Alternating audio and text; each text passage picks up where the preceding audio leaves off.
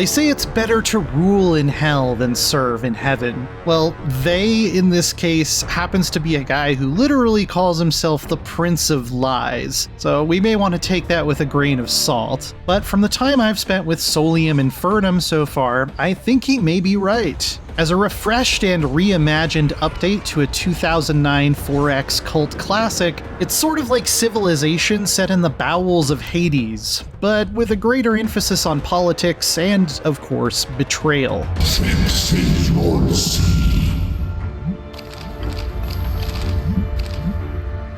Where Civ puts us in the boots of figures like Teddy Roosevelt or Montezuma, Solium Infernum features a devilishly rendered cast of archfiends, from the straightforwardly malevolent warlord Astaroth to whatever this is supposed to be.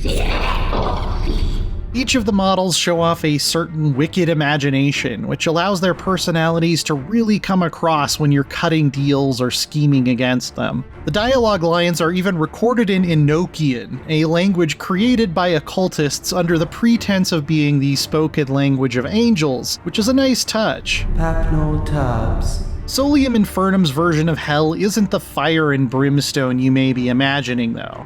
Heavily inspired by Jonathan Milton's Paradise Lost, it's a cold and ashen place, run by an intractable bureaucracy that doesn't so much reflect childhood nightmares, like being attacked by shadow monsters, but more adult ones, like having to deal with the DMV. Not that it's lacking at all in dark fantasy imagery, of course. The places of power you need to capture to secure victory each represent some kind of creative torment for sinners, or equally disturbing point of interest. These amazing unit cards for each of the dozens of recruitable legions of hell provide scintillating tidbits of lore, along with evocative animated 2D art. The names are just fantastic, too. Sometimes the only solution to a problem is 10,000 screaming bastards.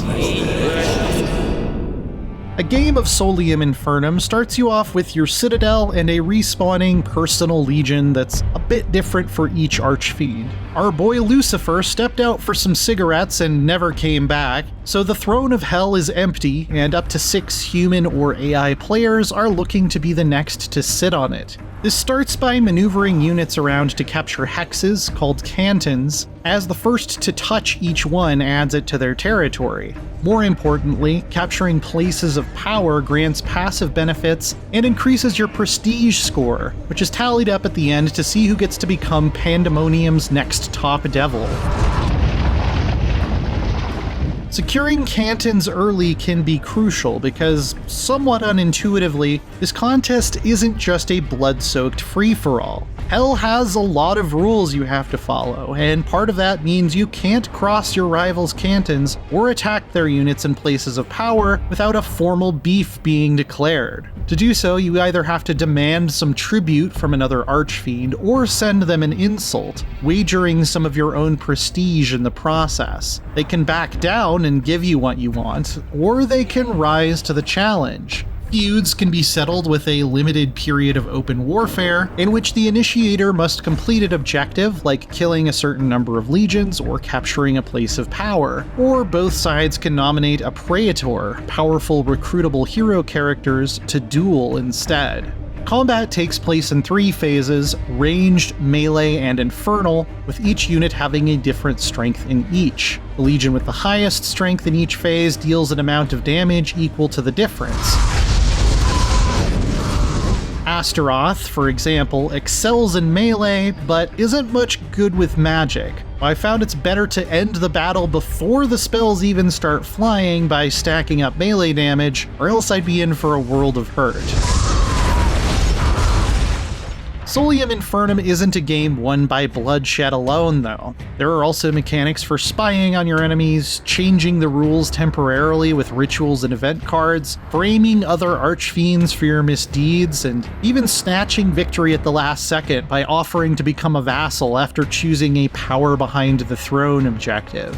Your Archfiend levels up in a variety of powers from Wrath, which benefits straightforward conquest, to Charisma, which allows you to manipulate the politics of Hell to favor you and spurn your enemies. Increasing your infernal rank costs an increasing amount of prestige, which runs the risk of falling behind in the race for the throne, but is also the main permanent way of improving your economy, since cantons don't actually pay you taxes or produce food. I mean, look, I don't think anything's growing down there.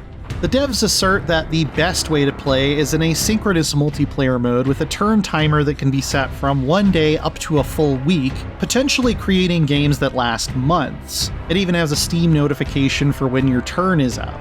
The number of things you can do on a turn feel overwhelming at first, but as you have a limited number of orders, you're really forced to think carefully about how to get the most out of your legions and preempt what your rivals are trying to do. An auction mechanic for buying new legions, artifacts, and praetors, along with Hell's deliberately fiddly currency system that requires combining different tokens and never getting any change if you overpay, speak to the layers upon layers of bluffs and careful counterplay that are possible.